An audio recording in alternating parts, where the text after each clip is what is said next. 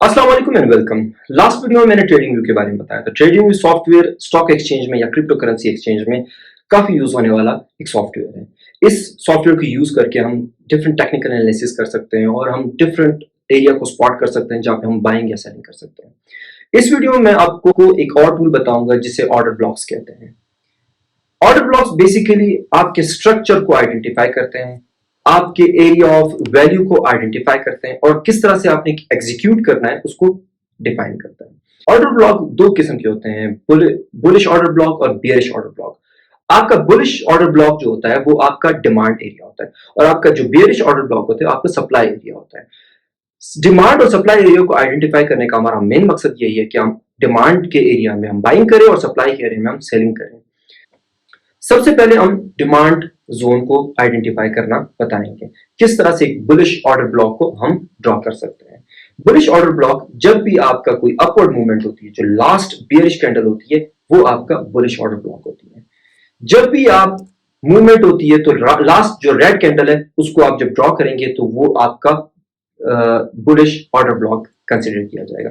On the other hand, जब भी market नीचे की तरफ एक मूवमेंट करती है, एक बिग डंप आता है, तो लास्ट जो ग्रीन कैंडल होगी वो आपका बियरिश ऑर्डर ब्लॉक होगा, वो आपका सप्लाई जोन होगा। बुलिश और बेरिश ऑर्डर ब्लॉक को आइडेंटिफाई करने का मकसद है कि हम किस तरह से बाइंग करें और किस तरह से सेलिंग करें।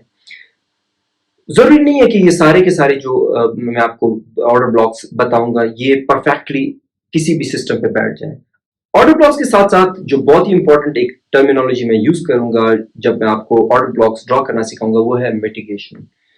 मिटिगेशन बेसिकली नुकसान के कम करने को कहते हैं। जब भी कोई भी बुलिश ऑर्डर ब्लॉक बनता है और स्टॉक ऊपर जाता है तो काफी लोग बाइंग करने से रह जाते हैं, वो वेट करते हैं कि दोबारा इस ब्लॉक को हिट करें। इसी तरह काफी लोग जब सेलिंग करते हैं तो कुछ लोग उसमें रह जाते हैं। मिटिगेशन को अगर मैं सिंपल वर्ड में बताऊं तो इसको रीटेस्ट का हम नाम दे सकते हैं। जब भी मार्केट में हम रीटेस्ट की बात करते हैं तो मिटिगेशन कहलाती है। जब भी ऑर्डर मिटिगेट हो जाता है तो ऑर्डर फेल हो जाता है, उस ऑर्डर को फिर आप रिमूव करते हैं। इस चीज को मैं आगे जाकर आपको ग्राफ में समझाऊंगा किस तरह से आपने यूज करना है। इसमें मैंने बीटीसी खोला है और वीकली टाइम फ्रेम पे खोला हुआ है। बीटीसी को हायर टाइम फ्रेम पे देखने का मकसद ये है कि बीटीसी पूरे मार्केट को एक तरह से ड्राइव करती है। बीटीसी मार्केट क्रिप्टो मार्केट में एज अ किंग कंसिडर किया जाता है। बीटीसी अप मूव करता है तो पूरी की पूरी मार्केट ऊपर की जाती है, बीटीसी नीचे की तरफ आती है तो पूरी की पूरी मार्केट नीचे की तरफ आती है। डिपेंड करता है बीटीसी की डोमिनेंस किस तरह से। ये एक अलग सब्जेक्ट है जो कि मैं आगे वीडियोज में इसको क्या करूँगा। इस टाइम पे मैं बुलिश और बेरिश ऑर्डर ब्लॉक्स, जिसे demand and supply order blocks भी कहते हैं, इसको मैं एक्सप्लेन करूंगा इस वीडियो में। वीडियो के लास्ट में मैं ईटीएच को भी ईटीएच के ऑर्डर ब्लॉक्स भी ड्रॉ करूंगा और ईटीएच के ऑर्डर ब्लॉक्स को मैं इसलिए एक्सप्लेन करूंगा ताकि माइनर्स अपने प्रॉफिट को एक प्रॉपर जगह पे निकाल सके और उनकी ज्यादा से ज्यादा प्रॉफिट हो सके, क्योंकि माइनर ज्यादातर सेलिंग पे ध्यान रखते हैं। और जब मार्केट बियरिश हो तो हम हमेशा जो हमारा बियरिश ऑर्डर ब्लॉक होगा, जो कि हमारी रेजिस्टेंस होगी, उसको हम देखेंगे। और जब हम ऊपर की तरफ जा रहे होते हैं तो हमारा बुलिश ऑर्डर ब्लॉक, जो कि डिमांड ऑर्डर ब्लॉक होता है, जो कि डिमांड जोन होता है, उसको हम ज्यादा देखने की कोशिश करते हैं कि वो कहाँ पे है। इस चीज को एक्सप्लेन करने के लिए मैं थोड़ा सा प्रैक्टिकल करके वो करूंगा, एक्सप्लेन करूंगा। इसके लिए मैंने बिटकॉइन का जो एक तरह से ग्राफ है यहाँ से नीचे कट कर दिया और मैं इस टाइम पे देख रहा हूँ कि यहाँ पे क्या सिचुएशन चल रही है। अब मेरा एक्सप्लेन मैंने किया हुआ एक चीज कि जो बुलिश ऑर्डर ब्लॉक होगा वो लास्ट बेयरिश कैंडल जो होगी वो होगी हमारा बुलिश ऑर्डर ब्लॉक। ये लास्ट हमारा क्या कहते हैं, एक ब्लॉक है, एक कैंडल है जो कि बियरिश कैंडल। अब जब तक ये अटेन नहीं होगा इसको मैं एक तरह से नहीं मिटाऊंगा। ये अभी तक अटेन नहीं हो, इसको इसने मिटिगेट नहीं किया होगा। मिटिगेट मैंने पहले एक्सप्लेन कर दिया था। मार्केट मेकर जो है वो ऊपर की तरफ और नीचे की तरफ दोनों तरफ देखते हैं। वो जब भी यहाँ पे एंट्री लेंगे, जब भी यहाँ पे बाइंग, क्योंकि मैंने बाइंग इसलिए की थी, यहाँ पे पहले ऑर्डर ब्लॉक था जो कि इसने मिटिगेट कर दिया था, इसने यहाँ पे इसको अटेन कर दिया था, इस ऑर्डर ब्लॉक को इसने फिल कर दिया था। अब मेरे लिए ये ऑर्डर ब्लॉक है क्योंकि यहाँ से ये मूव अप हो रहा है। एक और है, एक ऑर्डर ब्लॉक बन रहा है यहाँ पे जो कि बिफोर मैं फिर कहूँगा bearish candle before any move, wild move up या big move up, big pump इसको कह सकते हैं। जब भी हम बियरिश और बुलिश ऑर्डर ब्लॉक को बनाएंगे, जैसे मैंने ये बनाया है, तो लास्ट बियरिश कैंडल जहां से ओपन हो रही है टिल द एंड, जहां पे कैंडल की जो शेडो है उसके एंड तक, जहां पे आप मैं इसको बुलिश कैंडल में मैं इसको पीक कहता हूँ। यहाँ पे मैं लास्ट जो लोअर पॉइंट है कैंडल का, मैं उसको ऑर्डर ब्लॉक में कैटर करूंगा, इसको मैं पूरा का पूरा ऑर्डर ब्लॉक कहूंगा। एक तरह से हम ग्राफ आगे मूव हुआ और ग्राफ ऊपर जाता गया, आप देख रहे हैं ये। अच्छा, यहाँ पे मैं स्टॉप लगाता हूँ। मेरा एक और ऑर्डर ब्लॉक यहाँ पे बनता है जो कि ये वाला है, बट जैसे ये दूसरी वीक में इसको इस वाली कैंडल ने, जो दूसरी वाली रेड कैंडल है, इसने मिटिगेट कर दिया, खत्म कर दिया, तो ये मेरा ऑर्डर ब्लॉक नहीं बनेगा। ये बनते ही वापस इसको फिल कर दिया, तो वापस स्टॉक नीचे आ गए थे। तो मैं यहाँ पे जहाँ पे ये रेड कैंडल ओपन हो रही है उससे लेकर एंड तक, जहां पे उसका शेडो होगा, मैं इस वाले ऑर्डर ब्लॉक को एज अ सपोर्ट यूज करूंगा। जब ये स्टॉक नीचे आएगी तो मेरा स्टॉप लॉसेस यहाँ पे होंगे। और तो मैंने यहाँ पे एंट्री ले ली है, अगर मैंने यहाँ पे नहीं ली तो मैं यहाँ पे एंट्री लूंगा। तो जो ये वापस स्टॉक नीचे आएगा तो मेरा जो एरिया ऑफ इंटरेस्ट होगा या एरिया ऑफ वैल्यू होगी वो ये जगह होगी, यहाँ पे मेरा स्टॉप लॉसेस होंगे जो मैंने लॉन्ग किए हुए हैं। मैंने पहले भी कहा था जब हम ऊपर जा रहे होते तो हम बुलिश ऑर्डर ब्लॉक को देखेंगे, हम सप्लाई जोन को नहीं देखेंगे, हम जो डिमांड जोन है उसको देखेंगे। हमारा स्टॉक ऊपर गया तो हमारा ये डिमांड जोन है, अगर ये वापस आता है तो यहाँ पे टच करके वापस ऊपर जा सकता है। बट मैं देखूंगा कि अगर ये यहाँ पे गया तो और डिस्ट्रीब्यूशन शो किया तो मैं वहां पे मार्केट से एग्जिट करूंगा। डिपेंड करता है मार्केट किस तरफ जा रही है। तो ये बुलिश ऑर्डर ब्लॉक और बेयरिश ऑर्डर ब्लॉक आपको मार्केट के मूवमेंट में एक तरह से आपको सेफ रखती है, आपको बताती है कि आपका स्टॉप लॉस कहाँ पे आना चाहिए, आपका टेक प्रॉफिट कहाँ होना चाहिए। तो पहले मैंने एक्सप्लेन कर लिया है कि मैं जब ऊपर की तरफ जाऊंगा, जब स्टॉक ऊपर की तरफ जा रही हो, तो मैं अपने बुलिश ऑर्डर ब्लॉक को अपने जहन में रखूंगा कि ये यहाँ पे वन वे और अनदर आएंगे, या तो दिन लगाएंगे या वीक्स लगाएंगे या कभी कभी मंथ्स भी लगा सकते हैं। आगे जाकर हम इसको और भी एक्सप्लेन करेंगे। मार्केट में आपने जैसे देखा कि पहले मार्केट ने एक तरह से एक रिट्रेसमेंट ली और रिट्रेसमेंट के बाद ऊपर थी। हमारे लिए एक और बुलिश ऑर्डर ब्लॉक क्रिएट करके ऊपर जा रही है। अगर मैं मार्केट से अभी भी नहीं निकला तो मेरा अभी जो स्टॉप लॉसेस पहले ये वाले थे, अब स्टॉप लॉस ये रहेगा। स्टॉप लॉसेस को ऊपर जाना आपके लिए इसका ये फायदा हो सकता है कि जब भी मार्केट वापस नीचे आ रही हो इस ऑर्डर ब्लॉक की तरफ, तो आप अपने स्टॉप लॉसेस लगा लो, कम से कम नुकसान करो और मार्केट से निकल जाओ। अब आगे जाते हैं। मार्केट में एक तरह से डिस्ट्रीब्यूशन चल रही है। डिस्ट्रीब्यूशन एक तरह से मैं आपको बताता हूँ। मार्केट ने ये वाला ऑर्डर ब्लॉक भी एक तरह से मिटिगेट किया। जब तक पूरा का पूरा मार्केट यहाँ पे एक्यूमुलेशन करके ऊपर नहीं जाती, मैं इस ऑर्डर ब्लॉक को नहीं मिटाता, मैं इस ऑर्डर ब्लॉक को इसी तरह से रहने देता हूँ। जब हमारी मार्केट यहाँ पे ये डिस्ट्रीब्यूशन फेज में थी, डिस्ट्रीब्यूशन फेज हमेशा इसमें लंबे लंबे कैंडल्स, इसकी लेंथ ज्यादा होती है, ग्रीन और रेड कैंडल एक साथ होते हैं। और दूसरा डिस्ट्रीब्यूशन जो ये वाला आरएसआई, ये एक तरह से बियरिश डाइवर्जेंस विद प्राइस बनी हुई है। आरएसआई नीचे की तरफ जा रहा है और प्राइस हायर हाइज बना रहा है। तो ऑब्वियस सी बात है कि यहाँ पे जो स्मार्ट मेकर्स हैं, यहाँ पे मैं स्मार्ट ब्रेन्स कहूंगा, वो यहाँ पे निकलने की कोशिश करेंगे और वो यहाँ से निकल जाएंगे। और रिटेलर फर्मों में जिनको खतरे का अंदाजा नहीं होता है, वो यहाँ पे मार्केट में एंट्री लेंगे इस पॉइंट पे। अब यहाँ पे ऑर्डर ब्लॉक्स बनते गए, मिटिगेट होते गए, तो मैं कोई भी ऑर्डर ब्लॉक नहीं बनाता, बट एक ऑर्डर ब्लॉक जो कि last bullish candle before any big move down, मैं इसको अपना order block, resistance order block या सप्लाई जोन मैं कहूंगा, ये बन गया हमारे लिए। अब हमारे लिए एरिया ऑफ इंटरेस्ट या एरिया ऑफ वैल्यू, जब ये स्टॉक वापस ऊपर जाएंगे तो ये मेरे लिए मेरा एरिया ऑफ वैल्यू होगा। इसको मैं आगे जाकर कंसीडर करूंगा या मार्केट में एग्जिट करने की कोशिश करूंगा। और दादन जो मेरा बुलिश, जहां पे मैंने चूंकि ये बुलिश ऑर्डर ब्लॉक है, यहाँ पे मैंने बाय पहले ट्रिगर किए होंगे। तो आगे चलते हैं। जब तक इस जोन से पूरी की पूरी कैंडल की क्लोजिंग नहीं होती है, मैं उस वक्त तक इसको कंसीडर करता जाऊंगा। अब जैसे कि ये मूव कर गया अब ऊपर, तो मैं इस वाले ऑर्डर ब्लॉक को, जो कि मेरा बुलिश ऑर्डर ब्लॉक था, जो कि यहाँ से मैंने लिया हुआ था, यहाँ पे मैंने बाइंग कर लिया और ये ऊपर चला गया, तो मैं इस वाले ऑर्डर ब्लॉक को मिटिगेट करके या इसको अटेन करके, इसको फुलफिल करके मैं इसको खत्म कर देता हूँ। अब मेरे लिए ऑर्डर ब्लॉक ये रहा, और ये मेरा बुलिश ऑर्डर ब्लॉक होगा, जहां से कैंडल का ओपन हो रहा है और टिल द एंड, जहां पे कैंडल की टिप है वहां तक। और ऑन द अदर ये मैंने जो बनाया ये यहां से जो जहां पे कैंडल ओपन हो रहा है टिल द टॉप पीक, ठीक है, इसको मैंने रेजिस्टेंस जोन कहना है, इसको मैंने सप्लाई जोन कहना है, इसको मैंने बेयरिश ऑर्डर ब्लॉक कहना है, और ये मेरा बुलिश ऑर्डर ब्लॉक है।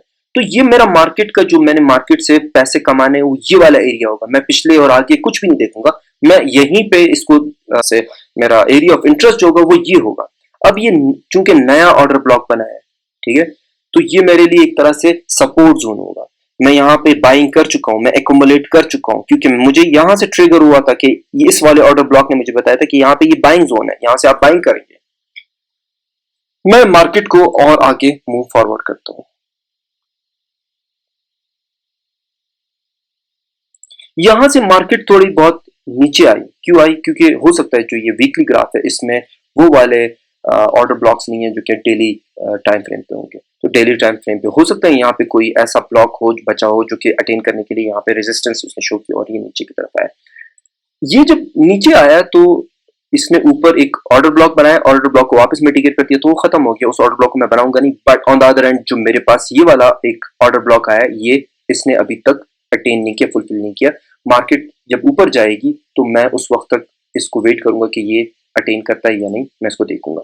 अब चूंकि ये वाला ऑर्डर ब्लॉक जो कि मैंने इस सप्लाई जोन को बनाया था, ये इसने अटेन कर दिया, इसने ऑर्डर ब्लॉक को फिल कर दिया। यहाँ पे मैंने जो भी यहाँ पे खरीदा था, यहाँ पे मैं निकाल दिया मैंने, क्योंकि यहाँ पे बीच में मेरे पास वीकली ग्राफ टाइम फ्रेम पे कोई भी ऑर्डर ब्लॉक नहीं था, कोई भी बियरिश ऑर्डर ब्लॉक नहीं था, कोई भी सप्लाई जोन नहीं था वीकली टाइम फ्रेम पे। तो मैंने इस वाले को भी एक तरह से इग्नोर किया और मैंने यहाँ पे सेलिंग लगाई और मैंने सारा सेल कर दिया, खत्म। ये वाला मेरा ऑर्डर ब्लॉक निकल गया।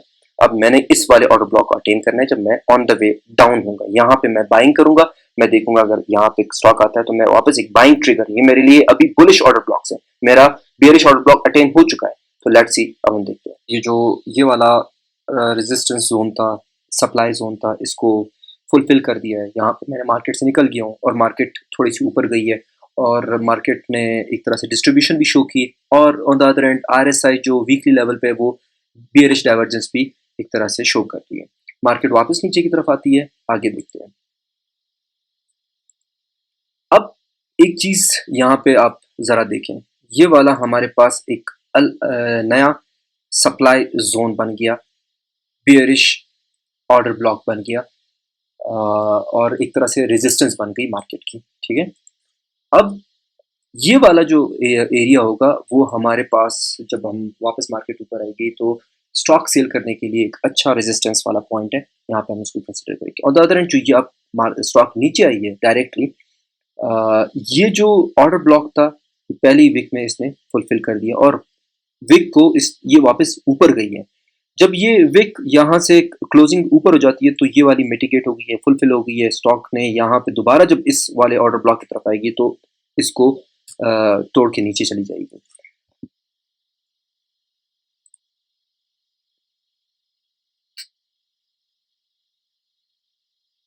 ठीक है, बिल्कुल इसने इसको एक तरह से जो ये वाला ऑर्डर ब्लॉक था इसको रिस्पेक्ट ही नहीं दी, सीधा पहले इसको फिल करके मिटिगेट करके ख़त्म कर दिया और जब दोबारा नीचे आई तो सीधा नीचे की तरफ आ गई, क्योंकि इसकी कैंडल क्लोजर मैंने आपको पहले बताया था, अगर ऑर्डर ब्लॉक से ऊपर हो जाए तो आप उसको उसके बाद स्टॉप लॉसेस लगा लें अपने ऑर्डर ब्लॉक के टॉप पे, आपका नुकसान कम से कम होगा। जो आपने डीसीए किया होगा इन बिटवीन मार्केट में, आपने ये बाइंग की है, वो यहाँ पे आपने ब्रेक इवन पे या थोड़े से प्रॉफिट में निकाल दिए और आप मार्केट में नुकसान से बच जाएंगे। अब मेरे लिए जब मार्केट नीचे, फिर वही वाली बात है कि जब मार्केट वाइल्ड मूव करती है नीचे की तरफ, जो लास्ट बुलिश कैंडल होती है वो हमारे सप्लाई जोन कहलाती है, वो हमारे बियरिश ऑर्डर ब्लॉक कहलाता है। तो ये हमारा बियरिश ऑर्डर ब्लॉक है। अब देखते हैं कि ये वाला जो जो ये वाला इसने एक तरह से अटेन किया, दोबारा टच किया। अब ये वाला ऑर्डर ब्लॉक इसने 2 बार टच कर चुका है, मेरे नज़दीक इसको फिल कर लिया, और मैं दोबारा जब ये नीचे आएगा तो इसको अभी ये वीक सपोर्ट होगी, इसको ये रिस्पेक्ट नहीं देगा और ये इस स्टॉक इससे काफ़ी हद तक नीचे चले जाएंगे।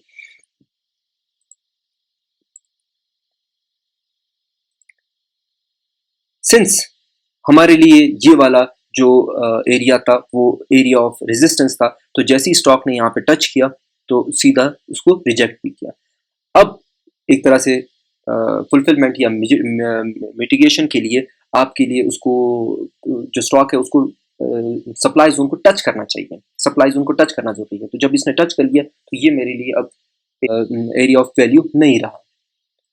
स्टॉक को थोड़ा सा आगे बढ़ाते हैं।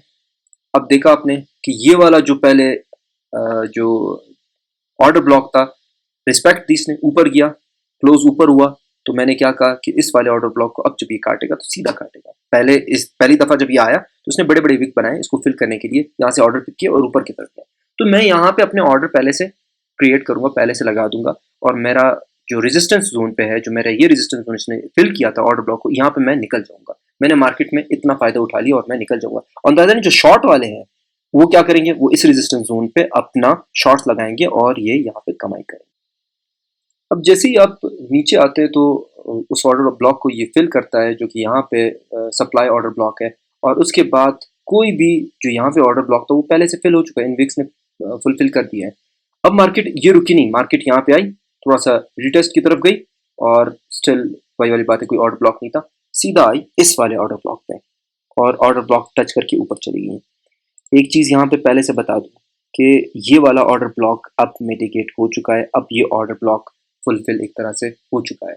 अब मैं इस ऑर्डर वाले, जब ये वापस मार्केट नीचे आ रही होगी तो मैं इस वाले ऑर्डर ब्लॉक को कंसीडर नहीं करूँगा, क्योंकि मुझे पता है कि मार्केट सीधा आएगी, इधर आएगी 11,000 या 12,000 के एरिया में। ऑन द अदर एंड मेरे पास जो रेजिस्टेंस जोन है वो resistance zone last bullish candle होगी, ये वाली। ये मेरा एरिया ऑफ वैल्यू या एरिया ऑफ इंटरेस्ट के लिए, जो मैंने बाइंग नीचे की थी, जो मैंने इस वाले ऑर्डर ब्लॉक की थी, वो मैं यहाँ पे उससे पहले या यहाँ पे मैं निकलना चाहूँगा ऑन वीकली लेवल।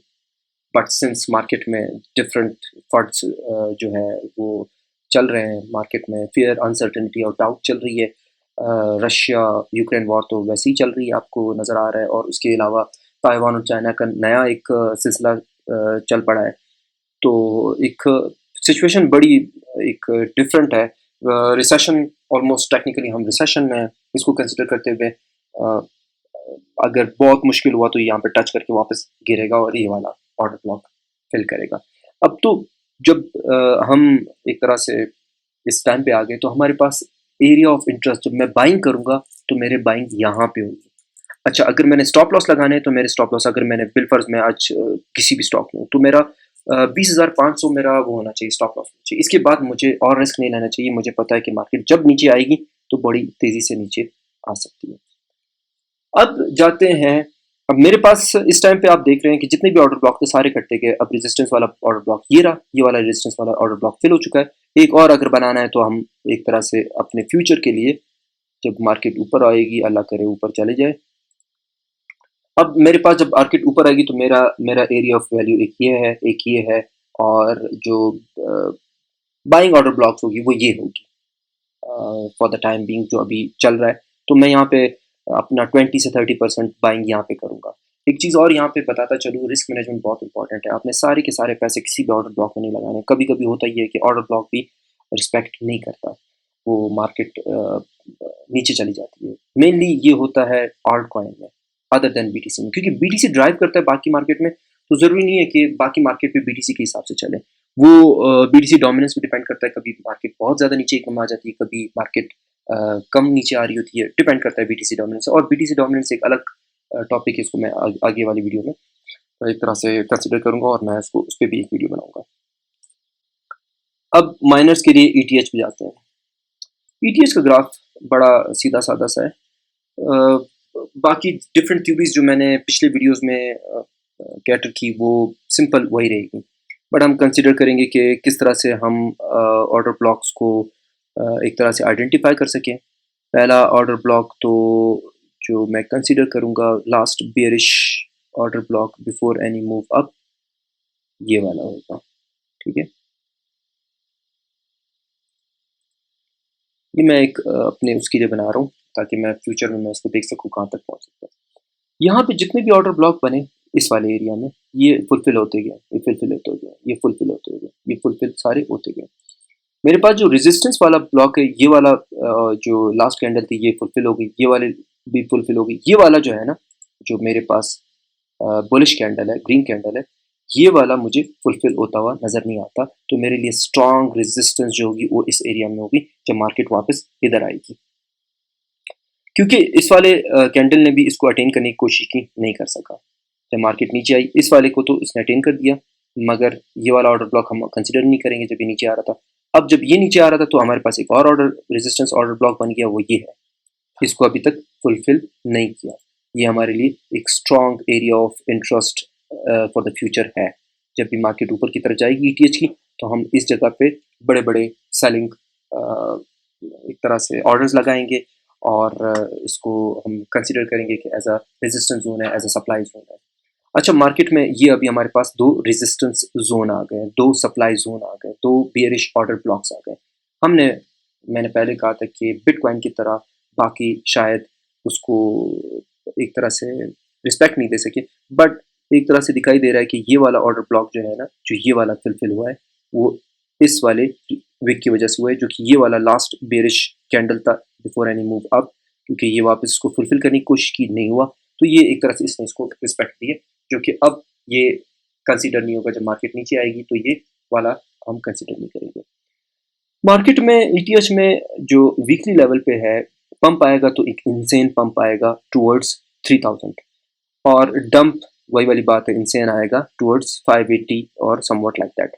बट एक और चीज़ है, मैं वीकली लेवल पे देख रहा हूँ, आपने डेली लेवल पे भी देखना है। नेक्स्ट वीडियो में डेली लेवल पे मार्केट अपडेट दूंगा, weekly update based on order blocks, based on supply and demand zone, based on RSI divergence. मैं ये चीज़ें नेक्स्ट वीडियो में मैं आपको बताऊंगा कि मार्केट में बीटीसी और ईटीएच किस तरफ जाएंगे। नेक्स्ट वीडियो में मैं डेली लेवल पे और 4 आवर के लेवल पे मैं आपको बताऊंगा। वीडियो में इतना ही।